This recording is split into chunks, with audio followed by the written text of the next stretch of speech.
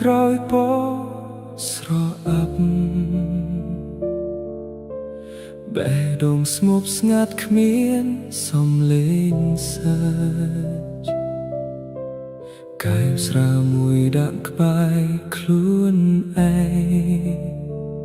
តែគ្មានអ្នកណាចែករំលែកទុកមើលគូស្នេហ៍ដើរចាប់ដៃគ្នា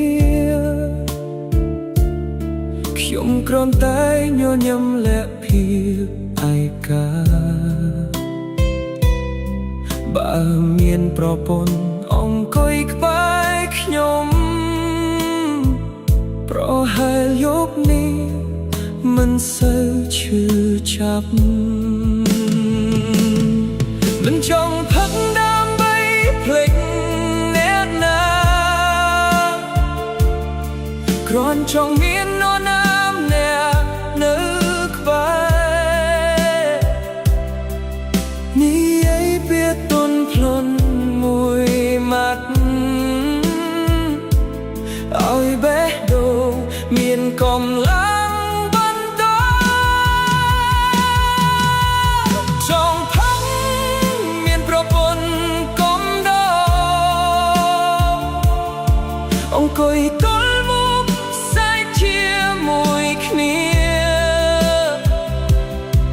កែវស្រាមួយមិនឲ្យคล้ายជាទឹកភ្នែកព្រោះមានស្នេហ៍កាន់ដៃមិនឲ្យដួលចង់ផឹក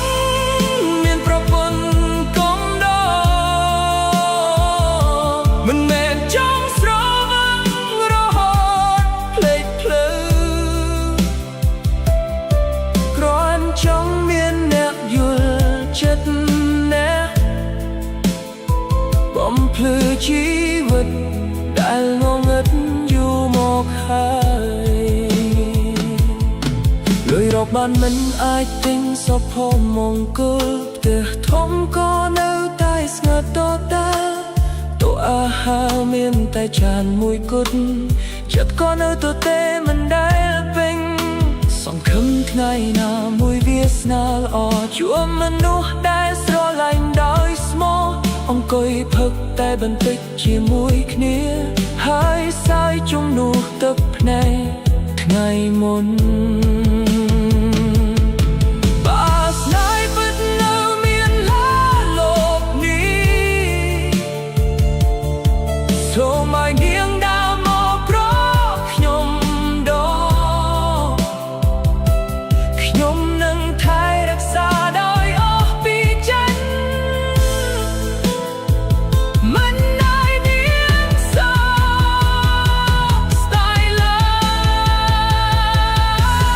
យចង់ផឹក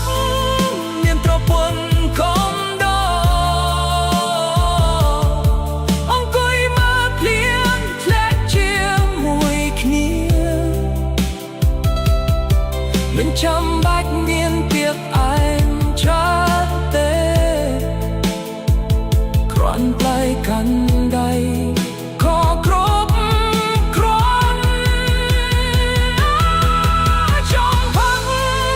មានប្រពន្ធកុំដងខ្លាយជាមនុស្សដែលខ្ញុំរងចាំមកថ្ងៃនោះពិតជាមកដល់កែវស្រានឹងប្រែក្លាយជាកែវសុខមង្គលព្រោះខ្ញុំលែងផឹកអ្នកឯងទៀតហើយ